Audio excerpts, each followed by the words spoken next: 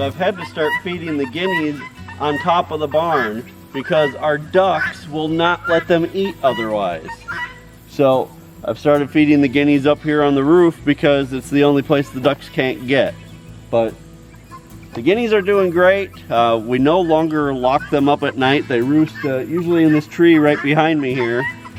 But we did have one go missing. I'm not sure what happened to it.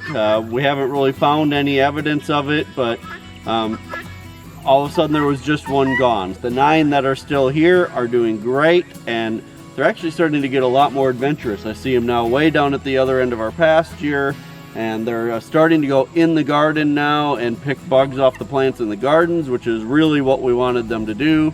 So we're real happy with them, and they seem to be adjusting well to being here on the homestead.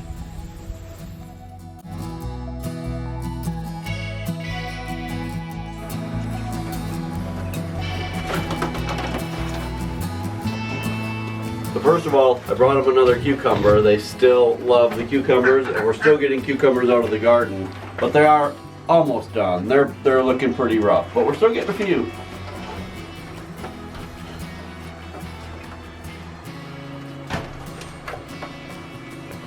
There you go.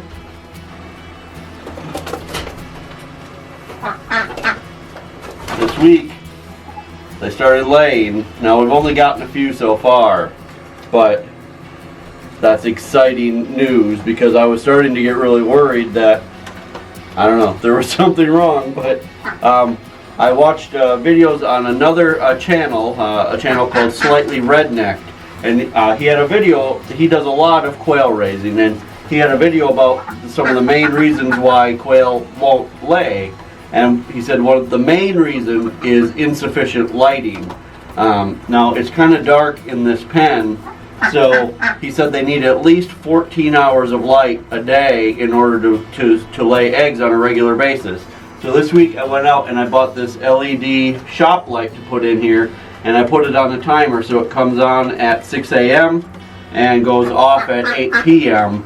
And it only took a couple days after I did that before they started laying eggs. So it could be just coincidence, but it seems to me like that was probably the issue. So I'm really excited that they're starting to lay.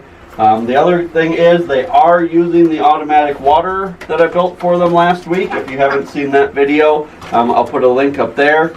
But I'm a little concerned that they may not be getting enough water out of it. I see them pecking at the little waterers, and I see water coming out, and I can tell that they're drinking, but it just doesn't seem to me like they're getting a good quantity of water. There's another style of waterers that I may purchase and try for these, and they have like a little cup on the bottom that holds some water in it.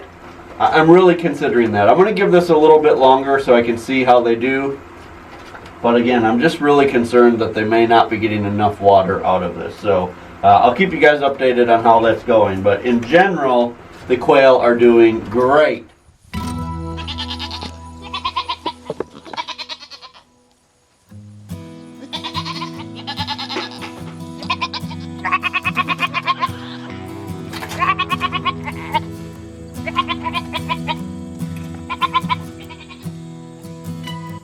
We had a scary incident with our goats this week. It was actually just a couple days ago. I came in the morning to give these ladies their grain, and I noticed that one of them had some blood on the side of its face. And so I started investigating, and I couldn't find out what was going on. I thought maybe they had been fighting, and sometimes when the goats fight, they'll cause a little bit of blood up on their horns. And then I looked to Coco, who is our darkest goat, and I realized that she had a pretty significant cut on her face. I was able to separate her from the other 3 ladies and put her in a separate area in our barn, and I was able to clean it up and flush it out and then put some antibiotic ointment in it. She's been doing really well, and we've been keeping it clean and dry, but we do have her separate from the other 3 goats to make sure that she doesn't reopen the injury. So this is our pretty girl Coco, and her injury is up on her eyebrow.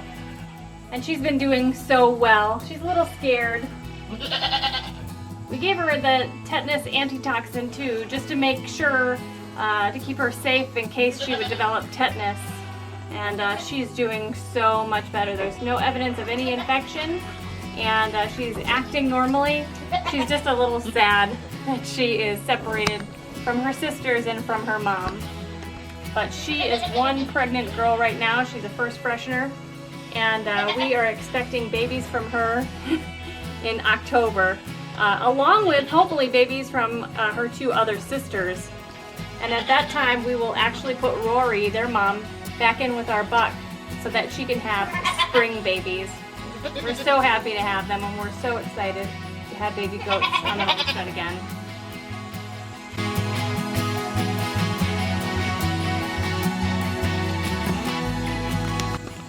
So the pigs are doing great in their new home. They are absolutely loving this new area that we gave them. There's lots of stuff for them to scratch themselves on, which they love. Pigs are itchy animals. They're just always wanting something to scratch on. So they're happy about that back here for sure. Alright, I know. I didn't bring you any treats this time. So they are doing great. I'm going to move to this side of the wire to make life just a little bit easier. Ever since we moved them back here, we've been getting a lot of questions, and a lot of you are concerned about the pigs. So I wanted to take a few minutes to just kind of talk about a few things and set your mind at ease about a few things. The first thing is, a lot of people have been very concerned that the 2 strands of electric wire are not going to be is not going to be enough to hold the pigs into this area.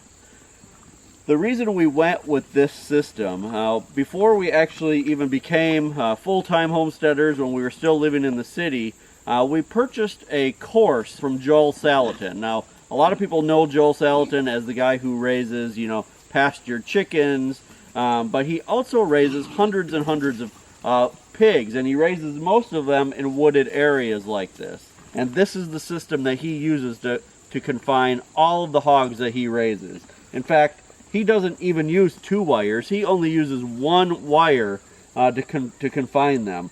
I did 2 just because it kind of sets my mind at ease a little bit more, but I really think 1 would probably do it. Pigs are actually one of the easiest animals to control with electric wire. The reason is, first of all, pigs don't jump. They don't really hop over things. They also, because they always have their nose down at the ground and are rooting around, they're very likely to hit the fence. And when they do, they hit it with their nose, which is very, very wet. And their noses are pretty sensitive, so when they get a pretty good zap, it really, it teaches them a lesson. So if you remember, we started the electric fence when we still had them in their regular pen. Now the reason that you do that is because in their regular pen, if they hit the electric wire, their only option is to back up. They can't go forward or they'll hit the regular fence that you have there. So that teaches them that when they hit the electric fence, they need to back up. So that way, by the time you move them out to this type of area, that's the response that they know is hit the fence, back up. And it works really, really well. The other concern that a lot of you have had has been predators. And I can understand some of that concern. Before we lived out in the country, an area like this, a wooded area, would have seemed very intimidating. So I wanted to set your mind at ease about that as well. There are really no predators for pigs in this area. We do have coyotes, but I've talked to a lot of people and done a lot of reading online, and coyotes really will not bother pigs. It would be a very rare instance where a coyote would bother a pig. The other thing we have are raccoons, and again, raccoons are the same way.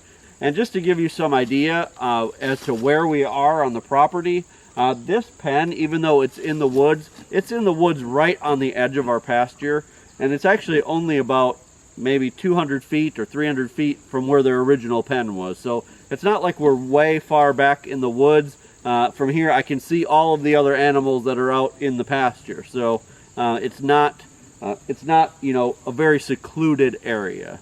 So I have no concerns at all about predators with these pigs. They are just absolutely loving it out here. you can see they're happy. I mean, they are just in hog heaven.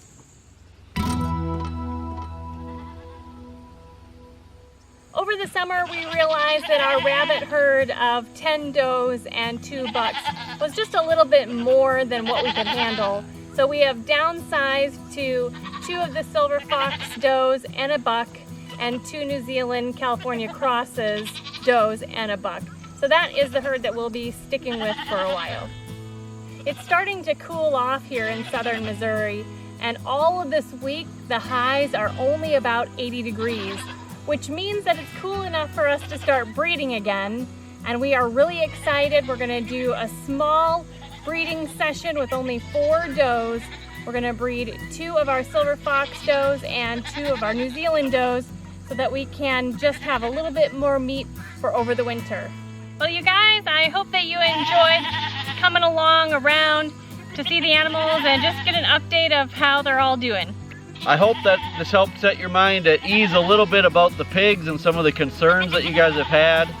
If there's specific videos that you want to see coming up about any of the animals on our homestead, please let us know. We'll be getting another batch of broiler chickens coming up in September, the beginning of September, so we'll be doing some more videos about broiler chickens. But we'd love to hear from you guys. We're always open to suggestions, and we're willing to share any knowledge that we have. If this is your first time to our homestead, right now is a perfect time for you to hit the subscribe button below. For all of you traditionalists who come back 5 days a week to watch all of our videos, thank you so much. Before you go, if you could share this video on all of your social media, and until next time, thanks so much for stopping by the homestead. Take care, and God bless. God bless.